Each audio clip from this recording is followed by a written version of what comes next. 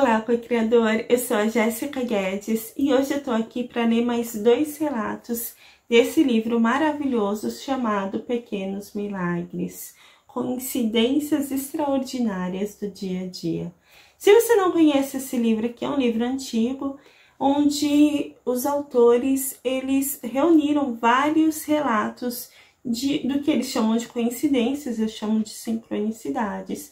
São coisas inexplicáveis que acontecem na vida das pessoas. Eu gosto de ler esses relatos para vocês porque inspiram, mostram que nada é por acaso.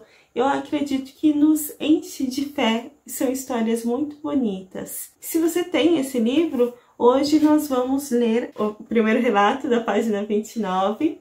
Se você não tiver o livro e quiser comprar, eu vou deixar o link aí na descrição e primeiro comentário. E ele diz o seguinte: Carol Anderson era uma jovem viúva cujo marido havia morrido de câncer aos 35 anos de idade. Bob Edward era um jovem viúvo cuja mulher havia morrido num acidente de automóvel aos 29 anos de idade. Os 2 casamentos haviam sido extremamente felizes e tanto Carol quanto Bob tinham certeza de que nunca mais amariam ou se casariam. Depois de muitos anos de solidão e sofrimento, eles se conheceram num jantar da igreja e começaram a namorar. Quando noivaram e depois se casaram, diziam a todos que era um milagre terem encontrado um ao outro. Seu relacionamento era forte e amoroso. O único problema era que os 2 tinham opiniões diametralmente opostas acerca do que fazer a respeito do passado. Carol ansiava por enterrá-lo. Bob sentia necessidade de investigá-lo. Carol nunca sentia vontade de conversar sobre os seus casamentos anteriores, mas Bob tinha curiosidade pelos mínimos detalhes da vida de Carol antes de se encontrarem e ficava magoado por ela demonstrar um total desinteresse pela dele. Para que mexer com fantasmas? Perguntava Carol quando Bob continuava com suas sondagens sutis e perguntas delicadas. As lembranças deveriam ser preservadas, não esquecidas, respondia Bob. Essa situação durou anos, com o ponto de vista de Carol acabando por prevalecer.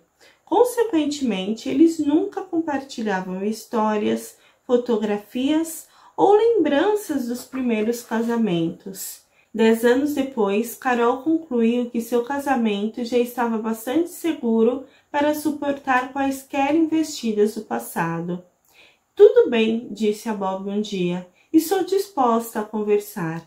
Começou então a falar do seu primeiro casamento e mostrou alguns álbuns de fotografias que havia escondido dele durante todos aqueles anos. Esses são da nossa lua de mel, disse, começando a folhear um dos álbuns. Fomos à França. Ah, aqui nós estamos em Lourdes. Vocês foram a Lourdes? Perguntou Bob sem grande interesse. Nós também. Bem, acho que metade do mundo vai a Lourdes, disse Carol rindo. Nada de importante. Todo mundo procura bênçãos e milagres na sua vida. Espere aí, Carol, vira essa folha de volta, disse Bob de repente. Deixe-me ver de novo essa foto sua com Ralph. Carol prontamente virou a página. Carol, perguntou o marido tenso, quem é aquele casal ao fundo? Não faço a mínima ideia. No instante em que o fotógrafo tirou o retrato, um casal passou e foi apanhado na foto. Na fotografia tem-se a impressão de que eles estão atrás de nós, quase como se estivessem fazendo uma pose. Mas é só uma ilusão. Você está errada, Carol, disse Bob lentamente. Não foi um engano, foi o destino. Sabe, esse casal ao fundo sou eu com a minha primeira mulher. Aí aqui tem uma observação dos autores, tá? Milhões de pessoas visitam Lourdes a cada ano.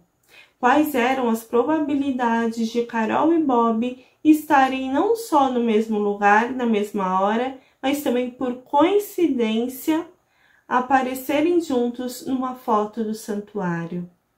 Quando a foto foi tirada, eles moravam em regiões diferentes dos Estados Unidos e não eram membros da mesma associação, organização ou grupo de turistas. Os dois não estavam ligados sob nenhum aspecto, a não ser nos planos de Deus. As pessoas que fazem peregrinações a Lourdes costumam, na maioria das vezes, ser doentes, inválidas e idosas, ao invés de jovens como Carol e Bob. A vida estava apenas começando para cada um dos dois casais e aparentemente nem Bob nem Carol precisavam de um milagre. Mas precisavam, só que na época ainda não sabiam. Olha que relato bonito, né? Interessante e bonito. Eles, sem saber, já tinham se cruzado, teoricamente, anos atrás, os dois relacionamentos. Você vê como ninguém tá na vida de ninguém por acaso. Essa história me lembrou uma foto que eu já vi em algum vídeo no YouTube, que era uma foto de algumas crianças e tinha uma menina lá no fundo, sabe, com outra família. E aí, anos depois, essas mesmas crianças, o menino e a menina que tinham aparecido lá da outra família, uma pessoa aleatória, tinham se casado. Então, é muito interessante como esse tipo de coisa acontece, como nós estamos ligados. Olha só, eles viviam em lugares diferentes, não faziam parte de nenhum grupo semelhante, mas mesmo assim, naquela época, eles já estavam em sintonia de alguma forma. Eu acho esse tipo de relato muito interessante. Agora eu vou ler para vocês o próximo relato, que está na página 32. Ele diz o seguinte: os móveis da minha copa estavam num triste estado, forçado a servir de cenário para jogos infantis, como a dança das cadeiras e Forte Apache. Eram mera sombra dos reluzentes móveis cromados de que eu tanto me orgulhava. O estofado estava saindo dos assentos. Era horrível de se ver, e eu me sentia envergonhada cada vez que chegava alguma visita. Em fevereiro de 96, ganhei algum dinheiro e resolvi esbanjar num novo conjunto para a Copa. Explorei as lojas da vizinhança recomendadas por amigas experientes e finalmente encontrei um conjunto que fez meu coração cantar. Apaixonei-me por sua aparência suave, elegante, moderna, pelos ângulos nítidos e acentuados das cadeiras e por seu acabamento preto e branco em fórmica. No entanto, não fiquei tão feliz ao descobrir seu preço, $680, mais do que eu havia imaginado gastar. A senhora tem um enorme bom gosto, disse-me o dono da loja. Escolheu um dos modelos que mais vendem, suspirei. Resumo da minha vida: gostar de champanhe com orçamento para cerveja. Eu realmente não queria gastar tanto dinheiro assim, mas o conjunto realmente me tentava. Fiquei ali indecisa até que finalmente meu lado prático assumiu o comando. Sinto muito, mas simplesmente não posso gastar tudo isso. Muito obrigada, disse entristecida ao dono da loja. Enquanto deixava a loja, dei um último olhar desejoso ao conjunto de copa dos meus sonhos. Na semana seguinte, liguei para uma amiga famosa por sua extraordinária capacidade para encontrar pechinchas e ela me deu uma lista de lojas especializadas. De posse da lista, saí para fazer minhas pesquisas mais uma vez.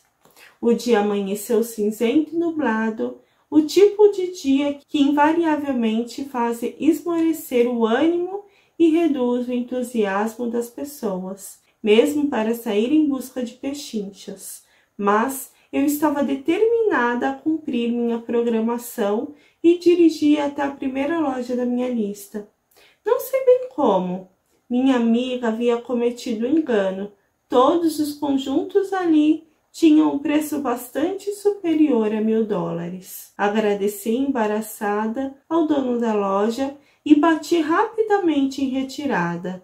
A essa altura já chovia forte e corri para o meu carro, estacionado a um quarteirão de distância. Foi então que eu a vi.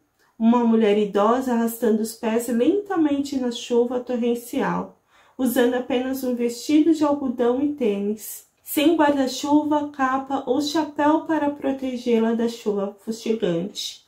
Estava pálida, fraca e vulnerável. Também me parecia vagamente familiar e eu interrompi minha corrida até o carro para abordá-la. Quando me aproximei mais, fiz a associação. Era uma mulher pobre que uma organização de caridade mandava todos os anos à loja que eu possuía para doações de roupas. Eu tinha um acordo com essa organização, segundo o qual eu dava por indicação deles roupas de graça aos pobres da vizinhança. Ela vinha uma vez por ano com regularidade para se prover de roupas, mas eu nunca havia visto fora da loja antes. Linda! Perguntei preocupada. Por que você está na rua num dia desses? Ela começou a soluçar. Vou levá-la de carro, aonde quiser ir, disse eu, empurrando-a para o meu carro. Qual é o problema?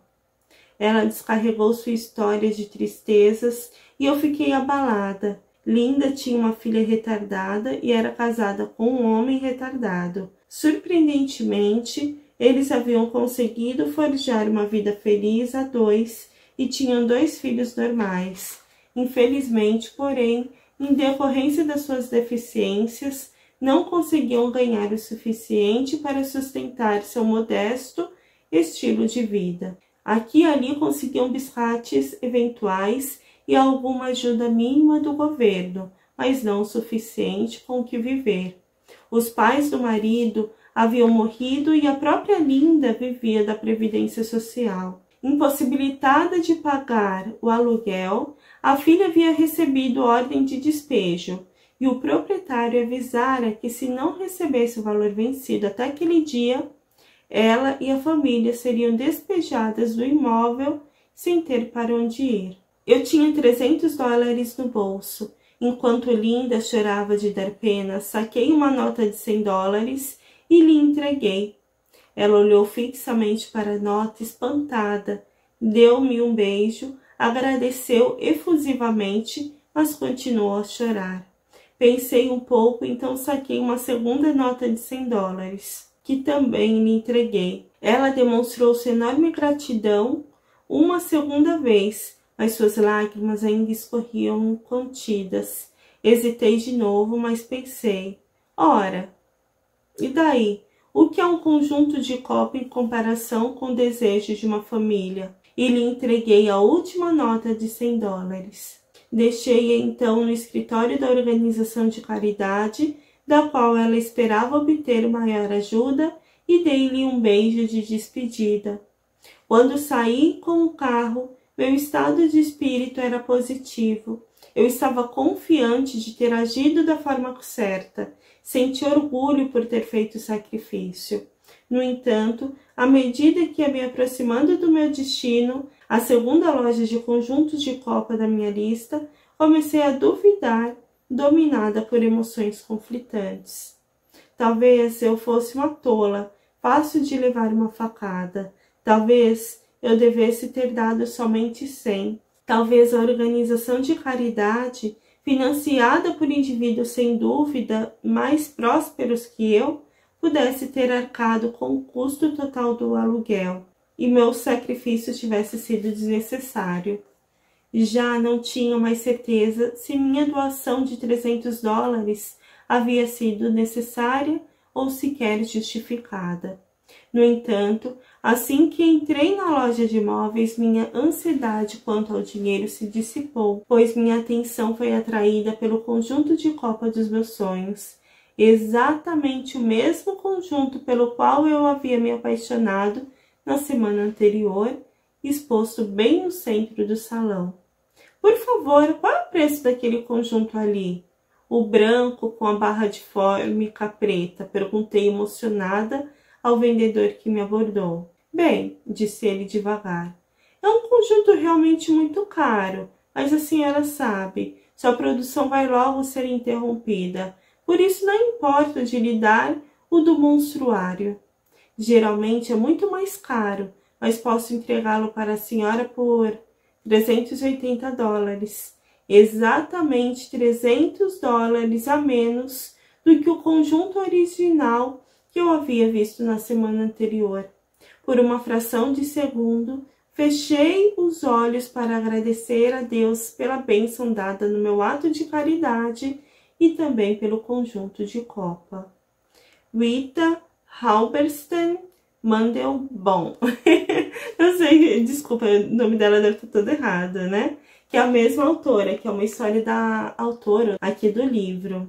São dois autores, né? De um dos autores. Aí o comentário do autor é: na medida em que damos aos outros, o universo nos retribui. Olha que bonita essa história. Você vê como o universo realmente retribui. Quanto mais bem a gente dá, mais a gente recebe de volta. A partir do momento em que ele ajudou aquela senhora que estava precisando de ajuda, ela também enviou para o universo o sinal de que ela tinha dinheiro em abundância. E foi retribuída dessa forma. Ela conseguiu efetivamente comprar ali. Nada é por acaso na vida da gente, pelo menos é o que eu acredito. E essas sincronicidades estão aqui na nossa vida justamente para mostrar isso, para a gente perceber como as coisas, no final das contas, se encaixam. Às vezes a gente acha que as coisas são aleatórias, que parece que tá tudo dando errado, mas ninguém tá na vida de ninguém por acaso. Aquela senhora ali precisando de ajuda, talvez se essa moça, né, não tivesse ajudado, talvez ela não tivesse recebido em troca esse desconto do universo, né, e conseguido comprar com esse desconto. Quando a gente faz o bem ao outro, na verdade a gente não tá fazendo bem ao outro. Nós estamos fazendo bem a nós mesmos, porque somos todos uno, né? Nós estamos todos conectados. Tudo ao meu redor é um reflexo do meu estado interno. Quando a gente faz bem ao outro, nós estamos também fazendo bem a nós mesmos. Eu achei essa história muito bonita. Claro, tem termos que hoje em dia não são mais usuais. Esse livro é extremamente antigo, então tem termos realmente que não são mais usados, mas as histórias são realmente lindas. Se você gostou, se inspirou no vídeo de hoje, quer que eu traga mais relatos do livro, escreve aí nos comentários, porque à medida que vocês forem escrevendo, Jéssica, eu gostei, mostrando interesse, vou continuar trazendo para vocês, porque é muito importante para mim saber se vocês estão gostando ou não. Então, se você gostou, deixa seu gostei, deixa seu comentário aí embaixo e se inscreva nesse canal, porque nós temos vídeos novos todas as semanas, muito inspiradores, sobre lei da atração, expansão da consciência e tudo relacionado. Eu agradeço de todo o coração aos membros aqui desse canal por apoiarem esse projeto. Gente, vocês são incríveis. Muito, muito, muito obrigada mesmo. E eu vou deixar aqui na tela alguns vídeos que possam ser do seu interesse. Gratidão enorme por ter assistido até aqui. Um super, hiper, ultra, mega beijo. Tchau, tchau.